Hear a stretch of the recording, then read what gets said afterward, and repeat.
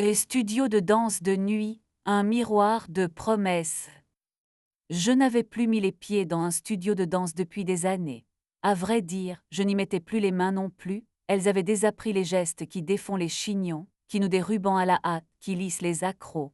Pourtant ce soir-là, à 22 heures passées, j'ai poussé la porte du petit studio du boulevard Richard Lenoir, celui qui propose des cours libres jusqu'à minuit pour les insomniaques qui préfèrent transpirer leurs pensées plutôt que la boire.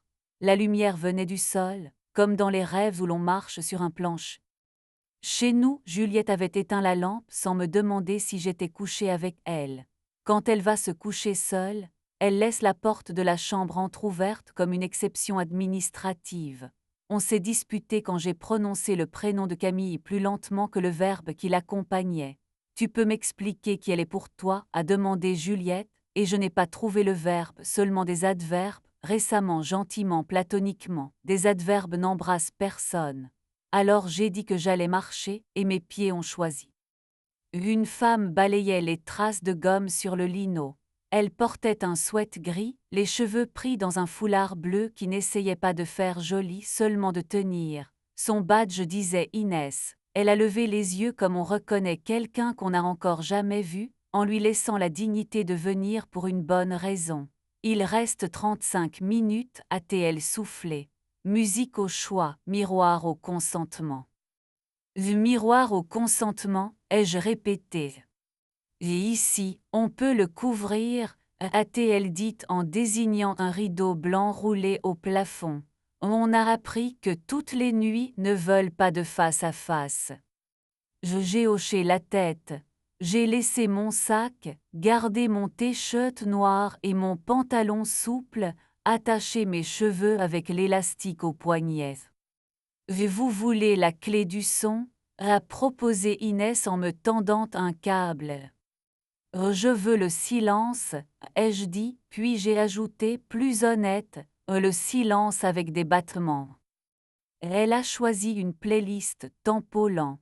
J'ai avancé au centre, j'ai plié et relevé, j'ai cherché le poids de mes épaules. À la deuxième mesure, j'ai pensé à Camille. Elle est arrivée dans mon bureau il y a 3 semaines avec des dossiers trop bien classés et un rire qui ne cherchait pas d'oreille, seulement un endroit où se poser.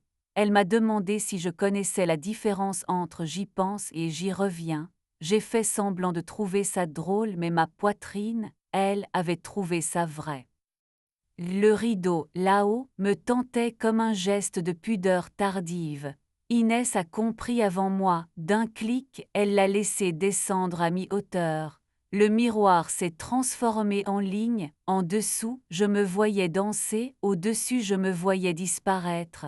C'était exactement la marge que je supportais. Je me suis surprise à sourire. Vous avez l'air de compter sans chiffres, a dit Inès en s'approchant avec un chiffon pour essuyer une trace. Chez moi, ce soir, quelqu'un croit que je vais tomber amoureuse de sa caricature, et quelqu'un d'autre croit que je l'ai déjà été. Je voudrais être seulement au présent. Le présent, ça se travaille, a-t-elle dit simplement, comme les chevilles, on croit qu'elles tiennent toutes seules. J'ai levé le bras, marché jusqu'au rideau, regardé mon propre regard comme on regarde une fenêtre de train. À cet instant, mon téléphone a vibré dans le casier. Inès a fait ainsi, vous pouvez, je garde le temps. J'ai hésité puis j'ai cédé. Un message de Juliette, tu rentres, on parle sans chercher le coupable. Un autre de Camille, tu dors, j'ai une bonne nouvelle demain. Rien d'autre. Le silence moderne polit presque la paix. Je suis revenu sur le plateau. Inès a posé une bouteille d'eau à 2 pas, comme on dépose une solution sans l'expliquer. Je peux danser avec vous? Ai-je demandé soudain. Je ne danse plus que pour balayer, a-t-elle répondu en souriant. Puis elle a levé les bras avec une précision née des habitudes anciennes. 2 minutes, et on ferme. Elle s'est placée face à moi, les genoux un peu fléchis, comme on s'apprête à recevoir une phrase. Nous avons fait 3 pas l'une vers l'autre, un pas de côté, une rotation, nos mains se sont frôlées sans se saisir. Le rideau découpait nos torses à la taille, on ne voyait que les jambes et les mains. J'ai le droit de poser une question indiscrète, ratée, elle dit en me regardant à travers le petit espace laissé par le rideau. Essayez si c'est trop je suis. Vous avez envie que Juliette vous demande la vraie question. J'ai fermé les yeux, j'ai senti mes chevilles, mes genoux, mes hanches alignées comme des gens bien élevés. Oui, et j'ai envie d'y répondre avant qu'elle la pose. Et alors rentrez avec la phrase, a dit Inès, et elle vous tiendra plus droit que ma barre. J'ai refait un tour, puis j'ai soufflé, j'ai pris la bouteille, j'ai remis mes baskets, j'ai reposé l'élastique au poignet comme un verdict à usage interne. Merci, ai-je dit. Elle a hoché la tête, a roulé le rideau, a éteint la moitié des lumières. Les miroirs dorment mieux quand on les couvre, a-t-elle ajouté. J'ai traversé le boulevard en regardant les vélos comme des lucioles. La porte de l'appartement était entrebâillée. Juliette était assise sur le tapis du salon, dos au canapé, en t-shirt large, les pieds nus posés comme deux questions ouvertes. Tu es allée où? A-t-elle demandé, pas pour m'attraper, pour me situer.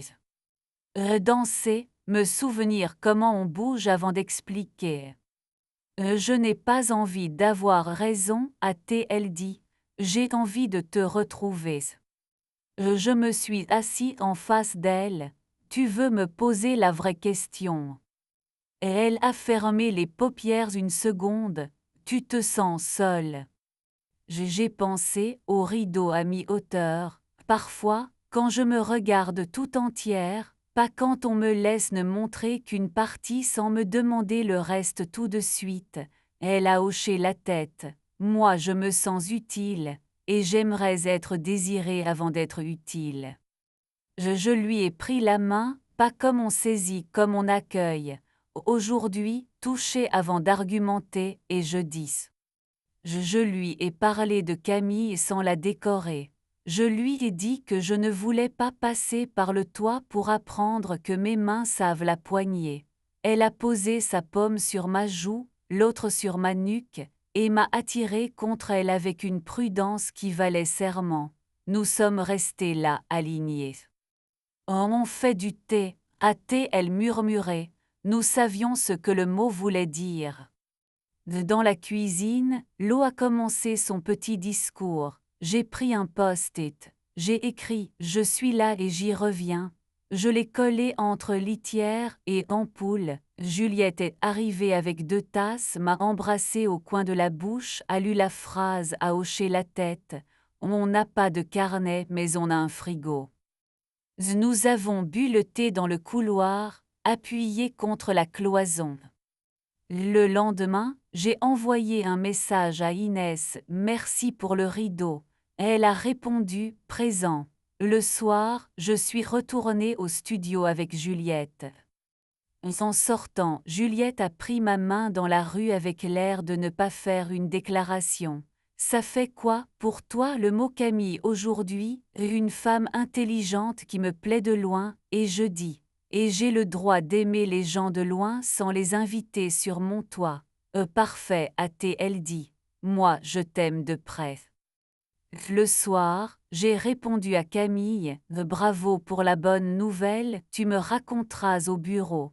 J'ai écrit à Juliette d'une pièce à l'autre, elle a envoyé un cœur idiot, et je suis revenue dans la cuisine avec la phrase du frigo en appui.